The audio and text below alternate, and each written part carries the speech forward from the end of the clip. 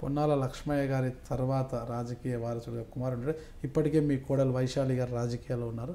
అంటే మీ కోడలికి రాజకీయాల పట్ల అంత ఆసక్తి కలగడానికి కారణం ఏమంటారు? 2008లో రాజకీయాల్లో ఉంటామని వచ్చారు.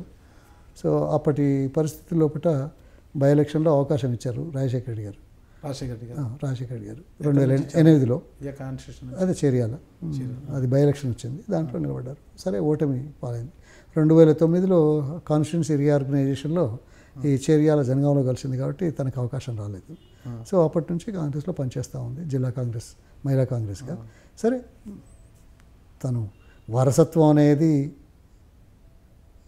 అంటే విషయం ప్రస్తావన కాదు.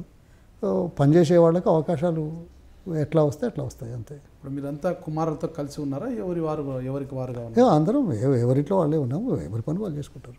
మీ కుమారులు సపరేట్, మీరు సపరేట్గా? అందరూ, ఎందుకంటే వాళ్ళు వాళ్ళ పిల్లలు అంతా ఉంటారు కదా కుటుంబాలు. సో అంటే ఎప్పటికైనా ఎమ్మెల్యే కావాలి, రాజకీయాల్లో రాణించాలని ఒక కళ అయితే వైశాలి గారికి ఉందంటుంటారు. అది నెరవేరాలంటే జనగాం నుంచి మీరు తప్పుకోవాల్సి ఉంటుంది. తప్పుకోకపోవడం కాదు, అవకాశాలు ఎలా వస్తాయి. అందుకే మొదలు చెప్పాను, మా అధిష్టాన నిర్ణయానికి కట్టుబడి ఉంటాం. సో అందుకోసం వాళ్ళు ఏ రకంగా చేయమంటే ఆ రకంగా చేస్తాం. దాన్ని భవిష్యత్తులో అయితే మీ వారసుడు, మీ కుమారుని ఏమన్నా వచ్చే అవకాశం ఉందంటారు, లేదా మీ కోడలు? వారసులు అనే పదం నా దృష్టిలో లేదు. పనిచేసేవాళ్ళు రాజకీయ వారసత్వ రాజకీయాలు ఎట్లా అంటున్నారు? వారసత్వ రాజకీయాలు ఈరోజు రాహుల్ గాంధీ 10 సంవత్సరాలు ప్రధానమంత్రి కావాల్సినాడు, సెంట్రల్ క్యాబినెట్ మినిస్టర్ కావాల్సినాడు, కాలేదు. సోనియా గాంధీ ఇన్ని సంవత్సరాలు ఉండి పార్టీలో అత్యున్నత స్థానం అంటే ఉన్నప్పటికీ కూడా తీసుకోలేక పార్టీలో ఇతరులకు అప్పచెప్పిన చరిత్ర ఉన్నది. వారసత్వం అని మీరు రాజకీయాల్లో రాజకీయ ఆరోపణలతో నిర్ణయాలు జరుగుతాయా? ఒకనొక సందర్భంలో ప్రధాని పదవి చేపట్టాలని కూడా ప్రధాన ప్రతిపక్షాలు విమర్శనాలు చేయడంతోనే మన్మోహన్ గారిని తెర మీదకి తీసుకుంటే, అంటే ఇగో రాజకీయాలలో ఆరోపణలు సర్వసాధారణం. ఆరోపణలను ప్రామాణికంగా తీసుకుంటే రాజకీయాలు నడుస్తాయా?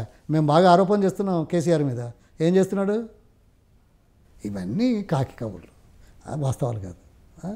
అందుకోసం త్యాగం, దేశం, మమేకం కావడం, పార్టీని, దేశాన్ని ఒక్కడిగా చూడాలనే తపన ఉన్నవాళ్ళే ఆ కుటుంబం, కానీ అది కాదు.